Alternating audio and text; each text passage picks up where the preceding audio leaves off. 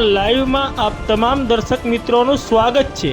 હું છું આપની સાથે રિપોર્ટર યાસીન ભાભોર।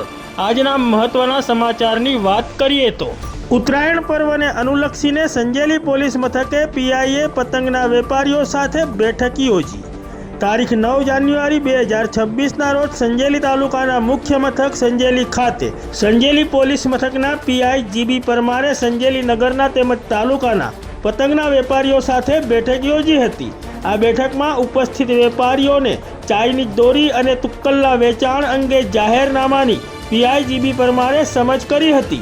તેઓએ ઉપસ્થિત વેપારીઓને વધુમાં જણાવ્યું હતું કે સંજેલી નગરમાં તેમજ સંજેલી તાલુકામાં કોઈપણ વેપારીએ ચાઇનીઝ દોરી અને તુક્કલનું વેચાણ કરવું નહીં। જો કોઈ વેપારી આવું વેચાણ કરતો ઝડપાશે તો તેની સામે કડકમાં કડક અને કાયદેસરની કાર્યવાહી કરવામાં આવશે। આ વેળાએ બેઠકમાં ઉપસ્થિત વેપારીઓએ પણ પીઆઈને બાહેધરી આપી હતી કે અમે કોઈ પણ વેપારીઓ ચાઇનીઝ દોરી કે તુક્કલનું વેચાણ કરતા નથી અને કરીશું પણ નહીં। તેમ છતાં જો કોઈ વેપારી આવું વેચાણ કરતા હશે અને અમારી જાણમાં હશે તો તેની માહિતી અમે સંજેલી પોલીસ મથકે આપીશું।